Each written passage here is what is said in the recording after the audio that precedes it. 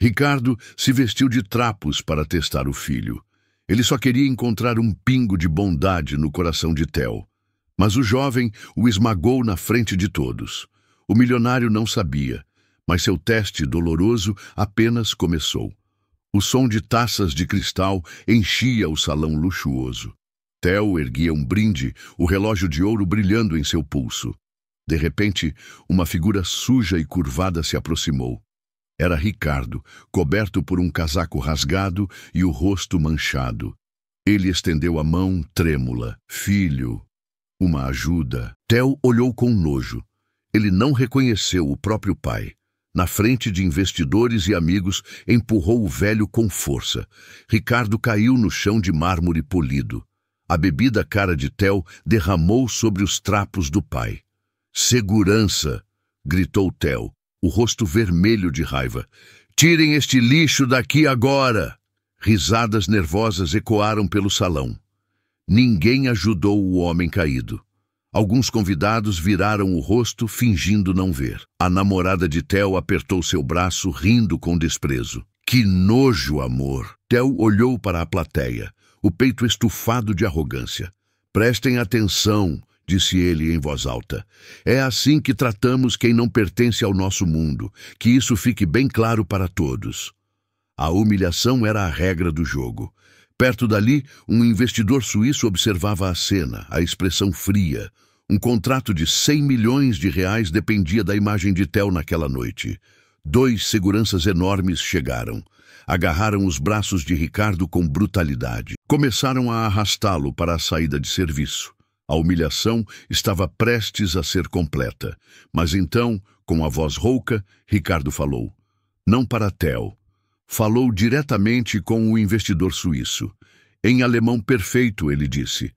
A projeção de lucros para o setor de lítio está superestimada em 20%. Verifique a cláusula 3 do anexo 5. O investidor parou, o copo no ar. Os seguranças hesitaram. As risadas morreram. Theo franziu a testa confuso e irritado. O sorriso sumiu de seu rosto. O jogo havia acabado de mudar.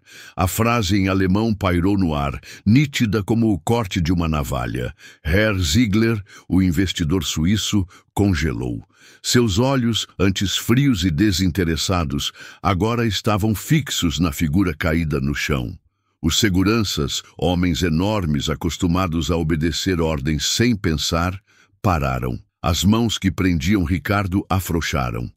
Eles olharam para Theo, buscando uma instrução, mas o jovem estava paralisado, a boca entreaberta. A confusão era uma mancha em seu rosto perfeito.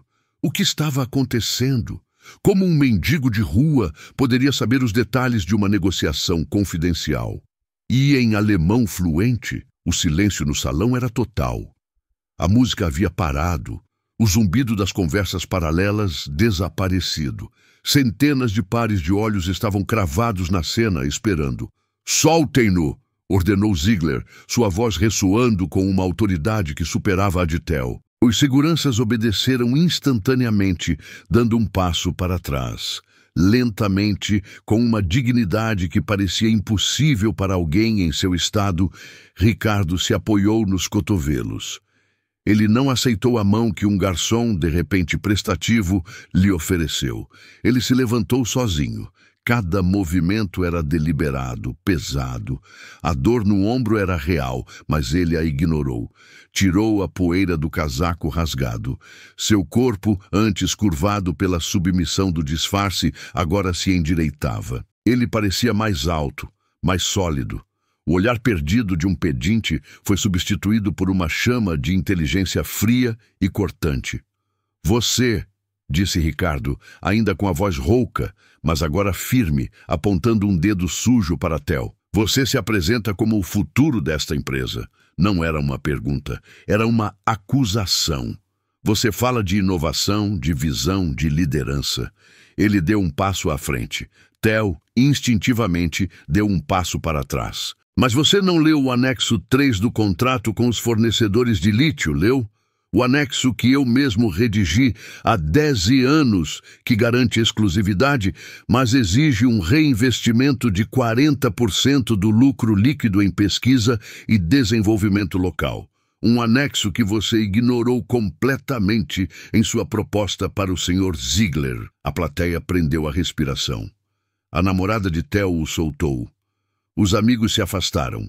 A acusação era técnica demais para a maioria, mas a implicação era clara como água. Incompetência, desleixo.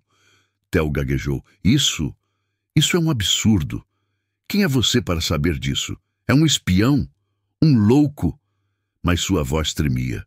O suor brilhava em sua testa. Ele havia sido exposto. Não moralmente, ainda não, mas profissionalmente. Na frente de todos que ele queria impressionar.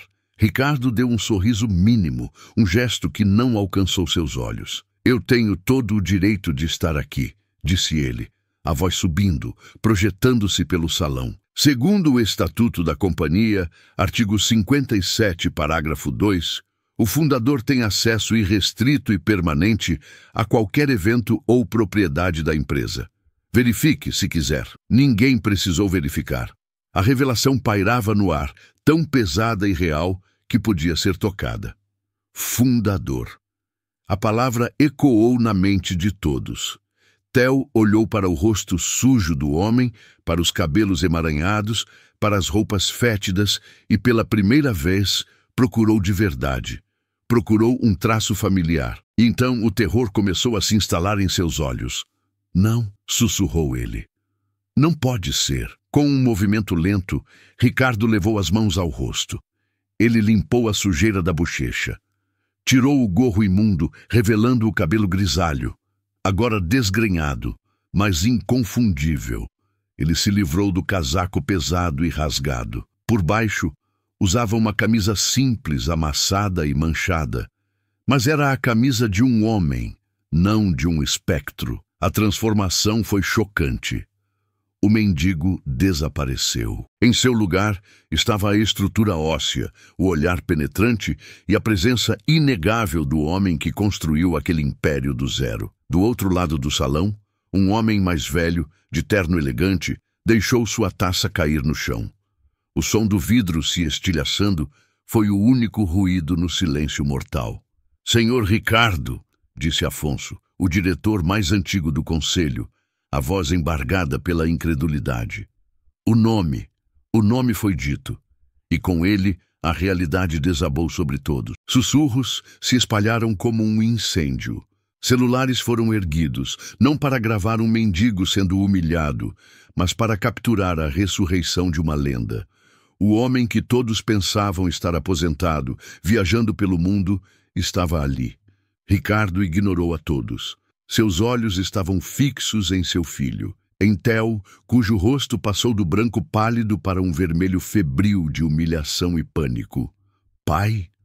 A palavra saiu como um sopro, um fiapo de som. Ricardo caminhou até ele, parando a centímetros de distância.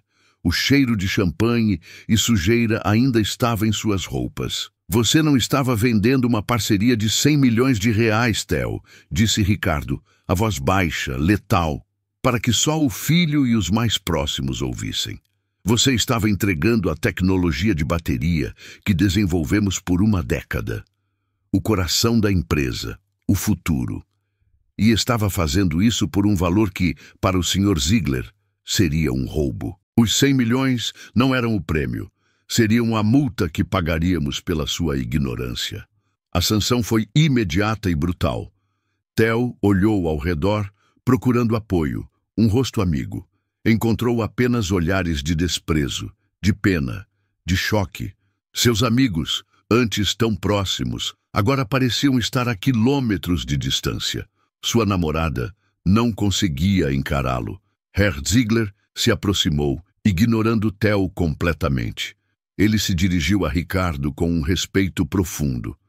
Senhor Ricardo, é uma honra inesperada. Creio que sua avaliação do contrato está correta. Precisamos conversar. A sós. O investidor havia trocado de lado. O poder havia mudado de mãos de forma visível, pública e irreversível. Theo foi apagado da equação, mas Ricardo ainda não havia terminado.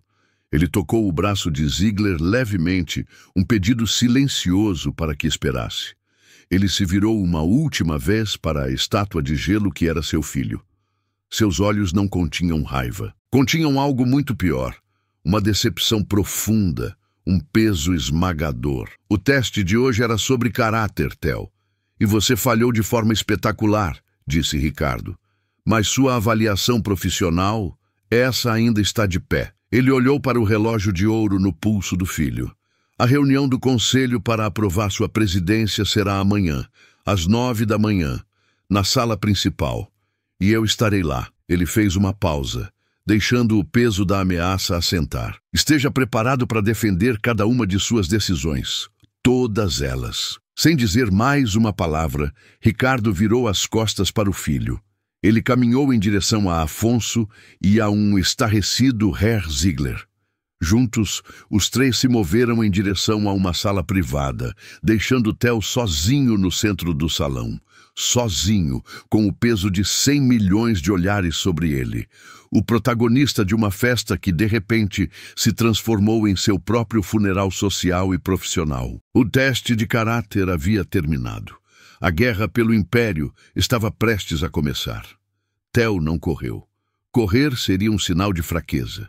Ele caminhou para fora do salão com uma rigidez artificial, cada passo um ato de desafio contra as centenas de olhos que o seguiam. Ele não olhou para os lados. Sentia os olhares como agulhas em sua pele, o silêncio acusador mais alto do que qualquer grito. A porta se fechou atrás dele, mas não abafou o som de seu fracasso. No corredor, ele acenou para o valete, a mão tremendo levemente ao entregar o ticket. Dentro de seu carro esportivo, um casulo de couro e metal que custava mais do que a maioria das pessoas ganha em uma vida, ele finalmente desabou. O ar saiu de seus pulmões em um silvo de raiva. Ele bateu no volante 1, 2, 3 vezes, a dor surda em sua mão, um alívio bem-vindo da humilhação que queimava em seu peito. Ele me armou, disse Theo para o para-brisa, a voz rouca. Aquele velho, ele planejou tudo, para me fazer de idiota. A raiva era um combustível mais limpo que a vergonha. A vergonha o paralisava, mas a raiva lhe dava um propósito. Ele dirigiu em alta velocidade pelas ruas da cidade, a paisagem de luxo e poder agora parecendo uma zombaria. Em sua cobertura, um espaço minimalista de vidro e aço, com vista para a cidade inteira, o silêncio era opressor. Ele pegou uma garrafa de uísque da bancada, uma edição raríssima, e a arremessou contra a parede. O vidro explodiu, o líquido âmbar escorrendo pela obra de arte moderna como sangue. Ele não se importou. Aquilo tudo, o apartamento, a arte, o luxo, era financiado pelo homem que acabara de destruí-lo. O ressentimento, que sempre existiu sob a superfície, veio à tona com a força de um vulcão. Ele não era um filho que falhou em um teste. Era um príncipe herdeiro cuja coroação foi sabotada pelo próprio rei. Essa seria a sua verdade. Essa seria a história que ele contaria. Ele pegou o telefone, os dedos deslizando pela tela com uma nova determinação. Seu primeiro alvo foi Lucas, um membro do conselho que ele havia apadrinhado, um homem que lhe devia a carreira. Lucas, é o Theo. Você viu o que aconteceu? Ele não esperou resposta. Meu pai não está bem. Há meses que ele vem demonstrando um comportamento errático, paranoia, lapsos de memória. O que você viu hoje foi um surto psicótico. Ele está tentando destruir a própria empresa por despeito, por se sentir irrelevante. Theo era um mentiroso talentoso. Ele misturava a arrogância de suas palavras com um tom de falsa preocupação que soava quase convincente. Eu preciso de você amanhã, Lucas. Preciso do seu voto para me consolidar na presidência. Não por mim, para proteger a companhia dele, para estabilizar o barco antes que ele o afunde. Você entende, não entende? Do outro lado da linha, o silêncio de Lucas foi a confirmação que Theo precisava. Ele devia favores. e favores seriam cobrados. A segunda ligação foi para o chefe de segurança da empresa. Desta vez, sua voz era fria, autoritária. A voz do chefe. Marcos, sou eu. A partir deste momento, revogue todas as credenciais de acesso de Ricardo Bittencourt. Todas elas, físicas e digitais. Ele representa um risco de segurança para a integridade da empresa. Se ele tentar entrar no prédio amanhã, ele deve ser barrado. Se insistir, chame a polícia. Fui claro, o poder, mesmo que temporário, era inebriante. Ele estava trancando o próprio pai para fora de seu império. O ato era tão audacioso que lhe deu uma onda de confiança. Mas votos e portas trancadas não eram suficientes.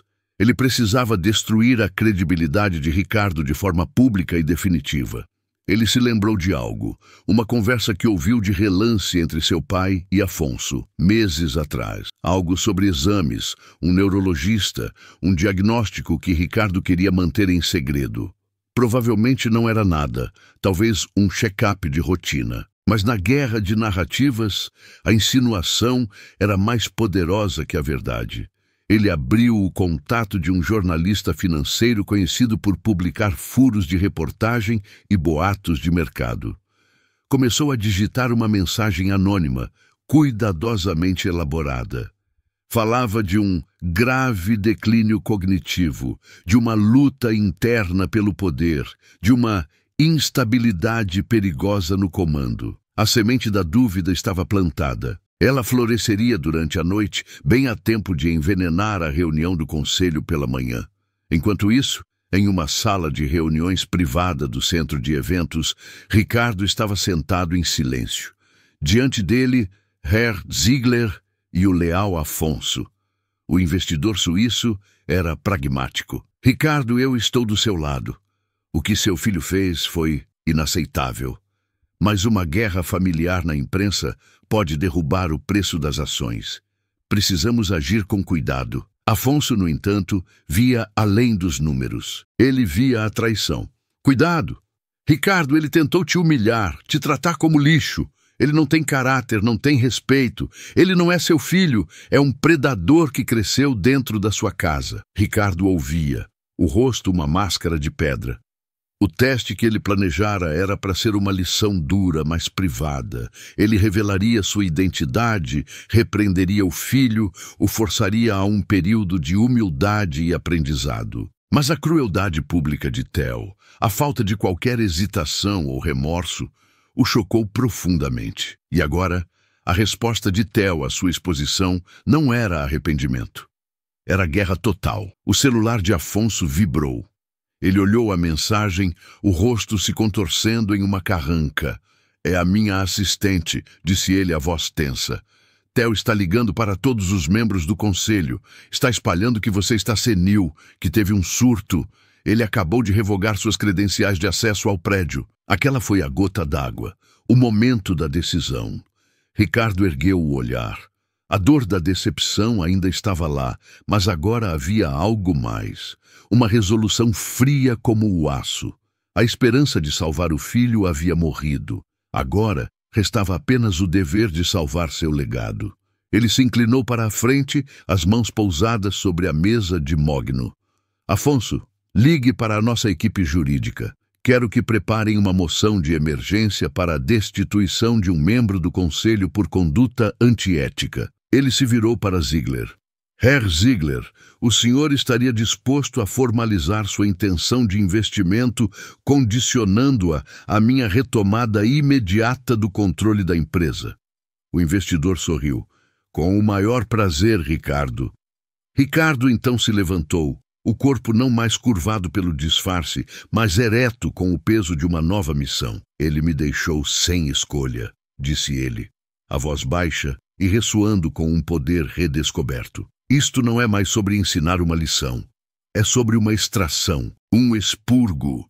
Não vamos apenas bloquear a presidência dele, vamos removê-lo da empresa, da minha empresa, para sempre. Enquanto Afonso e Ziegler começavam a fazer as ligações, transformando a sala em um quartel-general de guerra, a mente de Ricardo viajou para longe. Ele fechou os olhos por um instante e o som das vozes se dissolveu, substituído por um eco do passado. Ele estava em seu antigo escritório, muito antes da Torre de Vidro e do Império Global. Era uma sala pequena, com cheiro de madeira e ambição. Em seus braços estava Theo, um menino de 10 anos, os olhos brilhando de admiração pelo pai, que para ele era um gigante. Ricardo colocou uma pequena caixa de veludo nas mãos do filho. Dentro não havia ouro nem diamantes. Havia um simples relógio de bolso de aço polido, com números romanos gravados no mostrador. "Não é o que ele vale em dinheiro, filho", disse Ricardo, a voz suave. "É o que ele representa. O tempo é a única coisa que ninguém pode comprar de volta. Um homem de caráter não desperdiça o seu tempo nem o dos outros. Ele honra cada segundo. Este relógio não é para mostrar sua riqueza para o mundo. É para lembrar a si mesmo do seu valor." Theo sorriu, um sorriso puro e genuíno, e abraçou o pai com força, o metal frio do relógio pressionado entre eles. A memória piscou, saltando para frente. Agora Theo tinha 16 anos, cercado por amigos em seu quarto espaçoso. Em seu pulso, um relógio de grife caríssimo, um troféu de status. Um dos amigos, vasculhando uma gaveta, encontrou o velho relógio de bolso. "E aí, Theo, o que é essa lata velha?" perguntou, zombando. Theo arrancou o objeto da mão do amigo, rindo.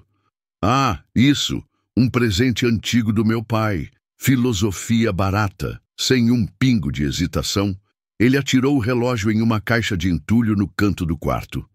O som do metal batendo em outros objetos esquecidos foi seco e final. O som de um elo se partindo. Ricardo abriu os olhos.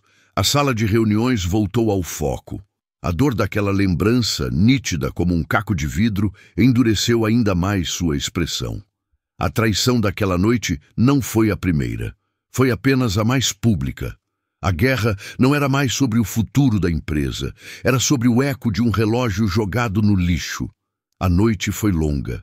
Não houve sono para Ricardo. Enquanto a cidade dormia, a suíte de um hotel de luxo, com uma vista direta para a Torre de Vidro da Bittencourt S.A., se transformou em um centro de comando. A atmosfera era tensa, carregada de café forte e da urgência de uma batalha iminente. Ricardo, Afonso e uma pequena equipe de funcionários leais, convocados na calada da noite, trabalhavam sem parar. Cada um tinha uma missão. Cada peça do quebra-cabeça estava sendo encaixada para formar a imagem irrefutável da incompetência e crueldade de Theo. Em uma tela gigante, uma jovem analista financeira, com olheiras mas olhos focados, exibia gráficos de desempenho. As linhas vermelhas de prejuízo contavam uma história que Theo havia tentado esconder sob camadas de jargão corporativo e relatórios maquiados. "Aqui, senhor Ricardo", disse ela, apontando para uma coluna de números. "O projeto Titan, supervisionado pessoalmente por Theo. Orçamento inicial de 20 milhões. Custo final, 38 milhões. Ele escondeu o rombo transferindo despesas de marketing para o orçamento de pesquisa e desenvolvimento. Canibalizou o futuro para salvar a própria pele no presente." Ricardo apenas assentiu, a mandíbula tensa. Era pior do que ele imaginava. A arrogância ele conhecia. A fraude deliberada era uma nova e amarga revelação. Do outro lado da sala, Afonso falava ao telefone, a voz baixa, mas carregada de uma intensidade paternal. Ele não falava com executivos, mas com engenheiros, assistentes, gerentes de nível médio. As vítimas silenciosas da tirania de Theo. "Eu entendo seu medo de represálias", dizia Afonso, "mas a sua declaração será anônima. Apenas relate os fatos." O e-mail em que ele chamou a equipe de incompetentes por questionarem um prazo impossível. A reunião em que ele humilhou a chefe de design na frente dos clientes alemães. "Precisamos da sua voz. A empresa precisa." Lentamente, dolorosamente, as provas chegavam. E-mails impressos, mensagens de texto, gravações de áudio. Cada um era um prego no caixão da carreira de Theo. A prova mais devastadora, no entanto, estava no laptop de Ricardo. A gravação da câmera de segurança do salão de festas. Sem áudio, mas o vídeo era ainda mais eloquente. Eles assistiram em silêncio. O empurrão, a queda.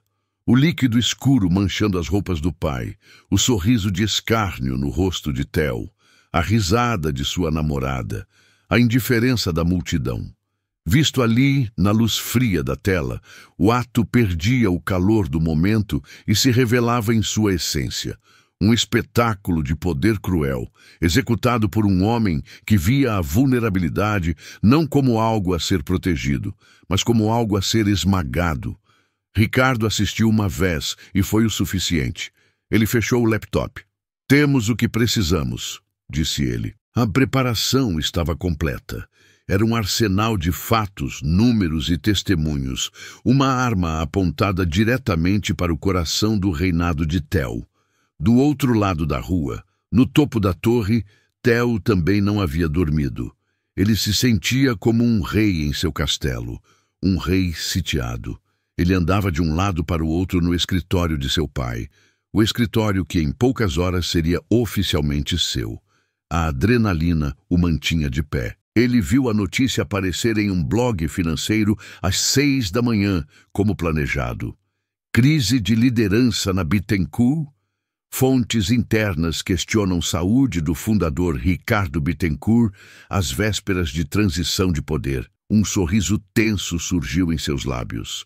A narrativa estava funcionando. Ele era a estabilidade, seu pai, o caos. Ele ligou para a segurança. "Marcos, situação sob controle?" A voz do outro lado foi obediente. "Sim, senhor. O alerta está em vigor. As credenciais do seu pai foram bloqueadas em todos os níveis. Ele não passa da recepção." Theo sentiu uma onda de alívio, mas ela durou pouco. O telefone tocou. Era Lucas, o membro do conselho. Sua voz era um sussurro apavorado. "Theo, eles sabem. A equipe jurídica do seu pai. Eles não estão apenas se defendendo. Eles estão pedindo a sua cabeça. Estão circulando uma moção de emergência para sua destituição por conduta prejudicial à empresa. Eles têm provas de tudo." O chão pareceu sumir sob os pés de Theo. A realidade o atingiu. Ele não estava lutando contra um velho fraco. Ele estava lutando contra o titã que construiu aquele prédio com as próprias mãos. Seu plano de defesa era inútil contra um ataque tão avassalador. O pânico, frio e agudo, tomou conta dele. Se seu pai entrasse naquela sala de reuniões com aquele dossiê, seria o fim. Ele não podia deixar isso acontecer. Não podia. Desesperado, ele olhou para o painel de segurança do andar. Havia um protocolo de emergência, um que só o CEO interino poderia ativar. Um lockdown total por ameaça biológica ou terrorista. Era uma medida drástica, insana, mas a insanidade era tudo o que lhe restava. Às 8h45 da manhã, na suíte do hotel, a equipe de Ricardo se levantou. O momento havia chegado.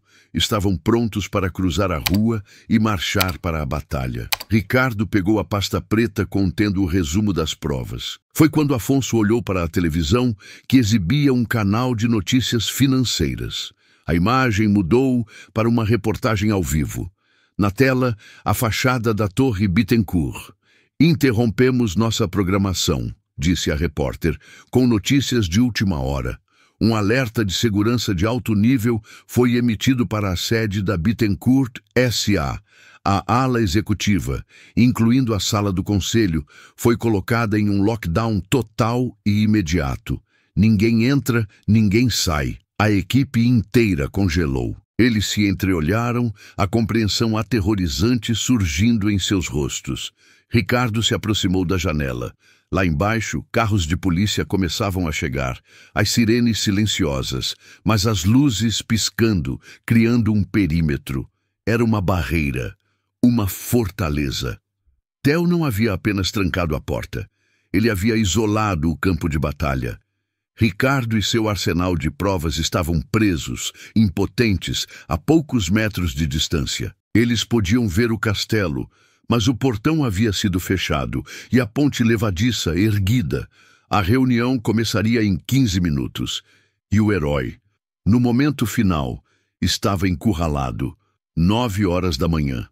O relógio na parede da sala do conselho avançava com uma precisão cruel. Os 12 membros do conselho estavam em seus lugares, uma coleção de rostos ansiosos e confusos. O lockdown os havia aprisionado no topo do mundo, mas a sensação era de claustrofobia. No ar, pairava o cheiro de café fresco e de pânico contido. Na cabeceira da mesa, Theo estava de pé. Ele projetava uma imagem de calma forçada, as mãos espalmadas sobre a madeira escura, como um capitão no leme de uma tempestade que ele mesmo criou. Ele se sentia invencível. A porta estava trancada, o inimigo neutralizado. O reino era seu. Ele pigarreou, e o som pareceu anormalmente alto no silêncio tenso. Senhores, bom dia. Peço desculpas pela situação atípica. Sua voz era firme, ensaiada. Como devem imaginar, tomei a decisão de iniciar este protocolo de segurança com base em uma ameaça crível à integridade da empresa. Uma ameaça interna. Ele fez uma pausa, deixando a insinuação pairar. Como alguns de vocês já devem ter lido em veículos de imprensa, meu pai, Ricardo, não tem passado por um bom momento. Sua conduta na noite passada foi a prova final de uma instabilidade que, infelizmente, se tornou perigosa. Ele olhava nos olhos de cada membro, vendendo sua narrativa. Ele, o filho responsável, protegendo o legado do pai doente. Esta medida, embora drástica, foi para garantir que pudéssemos ter esta reunião em paz, sem interferências de um homem que, infelizmente, perdeu o juízo. Agora, se pudermos prosseguir com a pauta, a votação para a minha confirmação como CEO. Ele estava prestes a saborear a vitória. A caneta já estava em sua mão para iniciar a votação, mas uma voz o interrompeu. Uma voz com um sotaque alemão, calma e afiada. Perdoe minha intromissão, Herr Theo, disse Herr Ziegler, que estava sentado como convidado especial.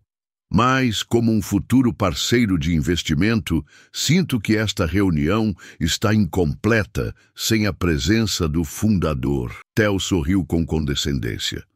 Como eu disse, meu pai está indisposto. Ele foi impedido de entrar para o próprio bem dele. Não, disse uma segunda voz. Era Afonso. O velho diretor se levantou, o rosto uma máscara de determinação. Ele não foi impedido. Ele está aqui. Antes que Theo pudesse gritar por segurança, Afonso caminhou com passos firmes até a enorme tela de apresentação que dominava a parede. Ele ignorou os protestos de Theo. De seu bolso, tirou um pequeno dispositivo de acesso remoto e o conectou a uma porta HDMI. A tela, que exibia o logotipo da empresa, piscou e ficou preta. Theo gritava. Segurança! Tirem esse homem daqui! Desliguem isso! Mas os seguranças na porta estavam confusos, recebendo ordens conflitantes. Era tarde demais. A tela se acendeu. Não era um gráfico, não era um logotipo. Era o rosto de Ricardo Bittencourt. Em tamanho real, ele não estava sujo ou desgrenhado. Estava em um escritório impecável, vestindo um terno escuro e uma camisa branca. O cabelo grisalho penteado, o olhar focado e letal. Atrás dele, janelas mostravam o topo de outros arranha-céus. Ele não era um velho senil. Ele era um comandante em seu posto de batalha. Bom dia, conselho, disse ele. Sua voz, saindo dos alto-falantes da sala, era perfeitamente calma, mas carregada de um peso imenso. Peço desculpas pela minha ausência física. Parece que meu filho, em sua comovente preocupação com a segurança de todos, me trancou para fora do meu próprio prédio. Felizmente, eu aprendi há muito tempo a sempre ter um plano B. Theo estava branco como papel, petrificado. A imagem na tela era de um poder e controle que ele não podia combater. É uma montagem! Uma fraude! Ele balbuciou, mas ninguém lhe deu atenção. Todos os olhos estavam grudados em Ricardo. Vamos aos fatos, continuou Ricardo, e a tela ao lado de seu rosto mudou, exibindo os gráficos financeiros. Estes são os projetos que Theo gerenciou. Um prejuízo combinado de 72 milhões de reais, mascarado por manobras contábeis que beiram a fraude. Ele não estava construindo o futuro da empresa. Ele estava o vendendo em segredo para cobrir sua própria incompetência. Ricardo explicou cada número, cada gráfico, com uma clareza devastadora. Ele não estava apenas apresentando dados, estava dissecando a carreira de seu filho, peça por peça, expondo cada falha. Em seguida, a tela mudou novamente. Citações começaram a aparecer, testemunhos anônimos de funcionários. A voz de Ricardo as lia, fria e sem emoção. Ele me chamou de burro na frente da minha equipe porque eu questionei um cálculo errado que ele fez. Ele cancelou minhas férias aprovadas porque eu não respondi um e-mail seu às 2 da manhã. Ele disse que pessoas como eu, vindas de onde eu vim, nunca seriam nada. O ar na sala ficou rarefeito. O problema não era apenas incompetência, era uma questão de caráter, de crueldade. E por último, disse Ricardo, para aqueles que ainda acreditam na narrativa de que eu sou um velho instável e que meu filho é uma vítima, eu lhes apresento a noite passada, sem edição, sem comentários. A tela inteira foi preenchida com o vídeo da câmera de segurança do salão de festas. O silêncio na sala do conselho era absoluto. Eles viram a figura frágil de Ricardo se aproximar. Viram o nojo no rosto de Theo. Viram o empurrão violento, a queda humilhante, o champanhe sendo derramado como um último insulto. E o pior de tudo, viram o sorriso arrogante de Theo para a plateia. A prova não estava apenas nos atos, mas no prazer que ele sentia ao cometê-los. Ninguém se mexeu, ninguém ousou respirar. Os membros do conselho olhavam para o Theo real, parado na cabeceira da mesa, e depois para o Theo na tela, e viam a mesma pessoa. O monstro não estava mais escondido. Quando o vídeo terminou, a tela voltou para o rosto de Ricardo. Ele permaneceu em silêncio por 10 segundos inteiros, deixando a imagem se fixar na mente de todos. A prova havia sido apresentada. Era completa. Era irrefutável. E o silêncio chocado na sala do conselho era o som do mundo de Theo desmoronando. O silêncio na sala do conselho era uma força física, uma pressão que esmagava Theo onde ele estava. O rosto de seu pai, ainda na tela, era o de um juiz que havia acabado de ler um veredito de culpa. Não havia mais nada a ser dito. As provas haviam falado por si. Theo abriu a boca, mas nenhum som saiu.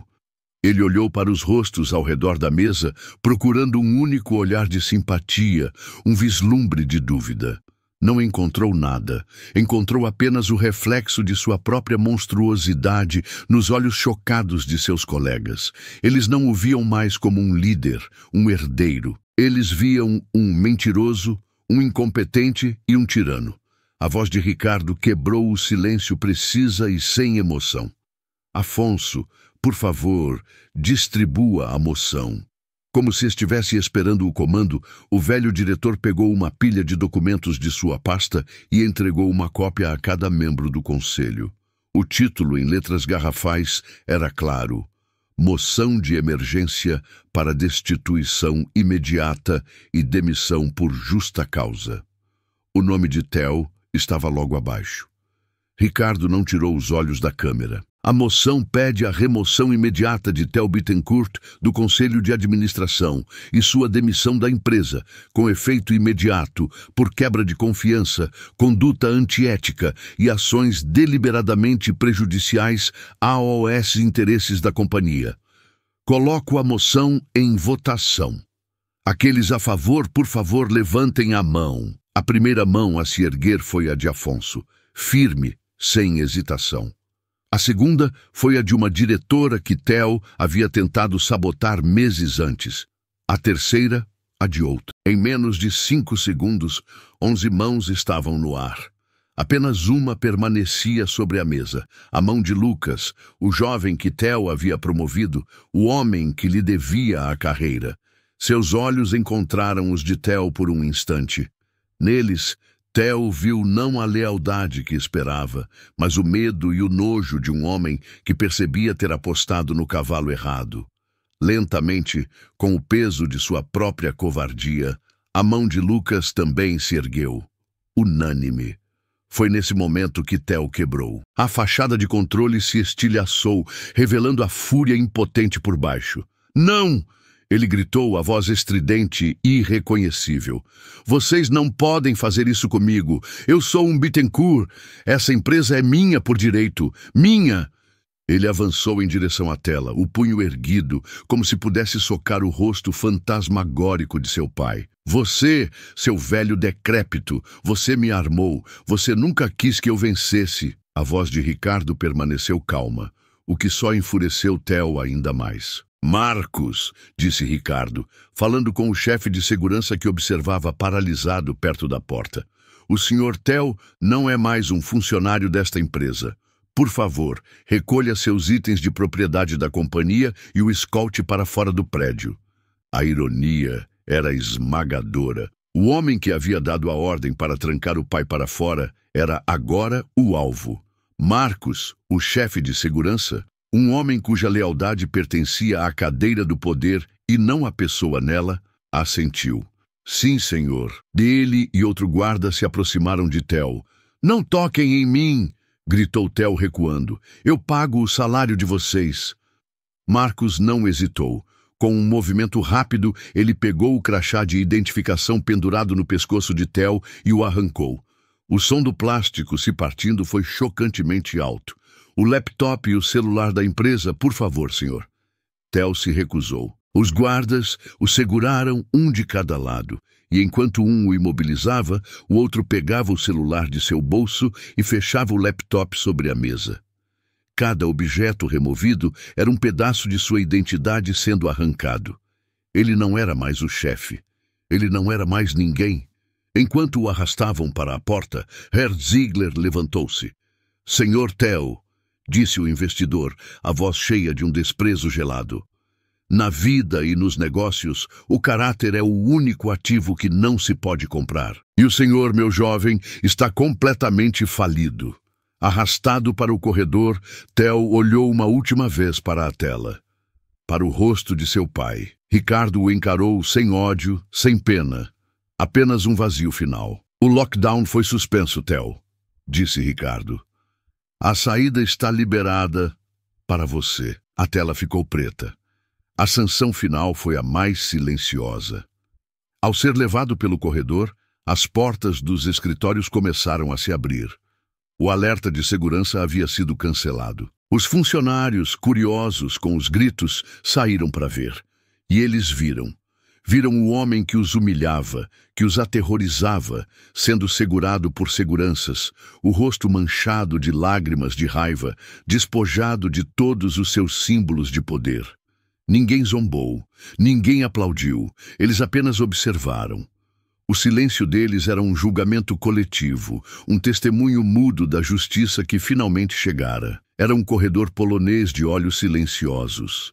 A caminhada continuou pelo vasto lobby de mármore. O mesmo lugar onde, na noite anterior, ele havia sido o centro das atenções, o príncipe herdeiro. Agora, ele era apenas um homem sendo expulso.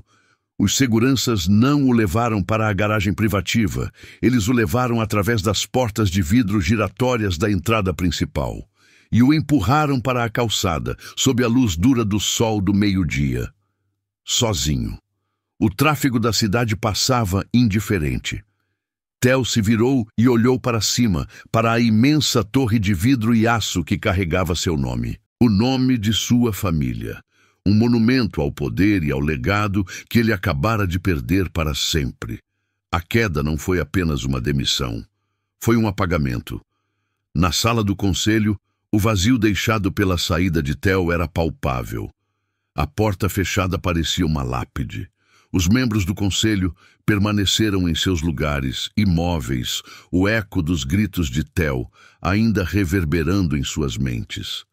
Eles tinham acabado de testemunhar a execução de um legado, a aniquilação pública de um herdeiro. A tela à frente deles permaneceu preta por um longo momento. Um abismo digital que refletia o vácuo de poder que acabara de ser criado e preenchido. Então, a tela se acendeu novamente. O rosto de Ricardo reapareceu. A máscara de aço do estrategista havia caído, revelando o homem por trás dela. Havia uma exaustão profunda em seus olhos. As linhas em seu rosto pareciam mais fundas. Era o rosto de um pai que havia acabado de realizar a mais dolorosa das cirurgias em seu próprio filho. Ele olhou para cada um dos membros do conselho, seu olhar varrendo a sala através da câmera. Senhoras e senhores, começou ele, a voz mais baixa, mais humana. Eu lhes peço as mais sinceras desculpas. Desculpas por terem sido forçados a testemunhar um espetáculo tão degradante. Uma disputa familiar nunca deveria ter cruzado as portas desta empresa. Ele fez uma pausa, respirando fundo. Mas eu lhes dou a minha palavra. A instabilidade terminou. O elemento tóxico foi removido. A partir deste momento, a Bittencourt S.A. não será mais um campo de batalha para egos e vaidades. Ela voltará a ser o que sempre foi, um lugar de inovação, de trabalho duro e, acima de tudo, de respeito. O silêncio que se seguiu foi diferente. Não era de choque, mas de alívio.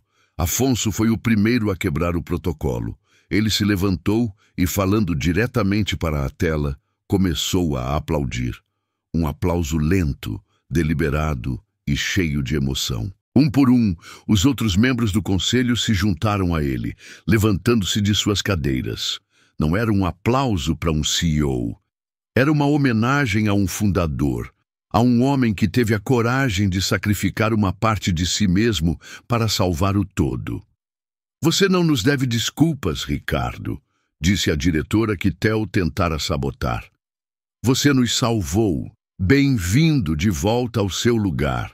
Herr Ziegler, o investidor, sorriu amplamente. Minha oferta de investimento não está apenas confirmada, disse ele. Ela acaba de dobrar de valor. Eu não invisto em números, invisto em caráter. Ricardo deu um aceno de cabeça, uma expressão de profunda gratidão em seu rosto. Obrigado a todos. A reunião está encerrada. A tela ficou preta.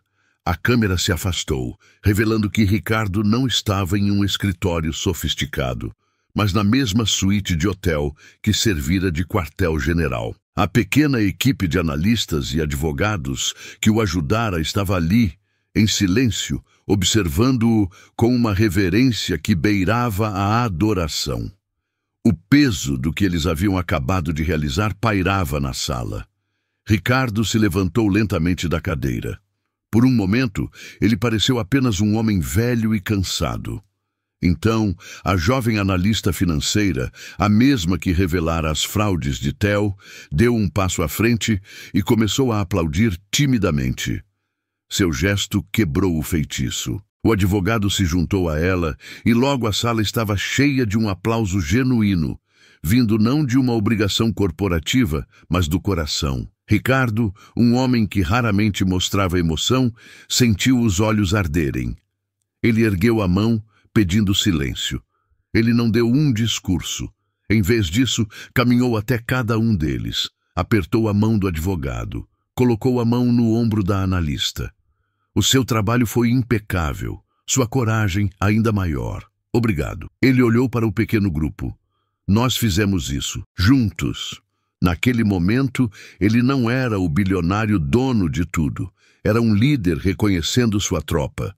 Ele não estava apenas restaurando sua própria dignidade, estava validando a deles, mostrando que na sua empresa o valor era medido pela competência e lealdade, não pelo sobrenome. Meia hora depois, Ricardo e Afonso saíram do hotel. A rua havia voltado ao normal. Eles atravessaram em direção à Torre Bittencourt. Ao entrarem no lobby de mármore, um silêncio peculiar começou a se espalhar. A recepcionista o viu primeiro e se levantou, um gesto automático de respeito. Um grupo de funcionários que saía do elevador parou. As conversas morreram. As pessoas que passavam diminuíam o passo, virando-se para olhar. Ninguém apontou. Ninguém cochichou. Era uma onda de reconhecimento silencioso. A notícia havia se espalhado como um raio. A história do pai humilhado que voltou para retomar seu império. Enquanto Ricardo caminhava em direção aos elevadores privativos, o lobby inteiro estava em silêncio, os olhos de dezenas de funcionários seguindo-o. Era a sua verdadeira plateia, e o silêncio deles era o aplauso mais alto que ele já recebera. Sua dignidade, manchada naquele mesmo prédio na noite anterior, estava agora finalmente restaurada. 1 ano se passou. A Torre Bittencourt não era mais um monumento à arrogância de um homem, mas uma colmeia de inovação e colaboração. Ricardo, aos 70 anos, não se sentava mais na cadeira de CEO. Ele havia assumido um novo papel, o de mentor. Sua antiga sala agora pertencia a Ana, a jovem e brilhante analista financeira que o ajudara naquela noite decisiva. Ele a havia escolhido não por seu sobrenome, mas por seu talento, sua ética e sua coragem. Em uma reunião sobre energias renováveis, Ricardo observava em silêncio enquanto Ana liderava a discussão, desafiando engenheiros e diretores com uma inteligência afiada e um respeito que inspirava, em vez de intimidar. A empresa estava mais lucrativa do que nunca, mas mais importante, era um lugar onde as pessoas queriam trabalhar. O medo havia sido substituído pela lealdade. Afonso atuava como conselheiro sênior, uma eminência parda cuja sabedoria era valorizada. E a parceria com Herr Ziegler havia florescido, transformando a Bittencourt S.A. em uma potência global, com uma reputação de integridade inabalável. A milhares de quilômetros de distância, em uma cidade menor e anônima, Theo Bittencourt arquivava uma planilha em um computador antigo. Ele não estava na miséria, não pedia esmolas. O destino lhe reservara uma sanção mais sutil e talvez mais cruel, a irrelevância. Ele era gerente assistente de logística em uma pequena importadora. Ganhava o suficiente para viver, mas não o bastante para esquecer o que havia perdido.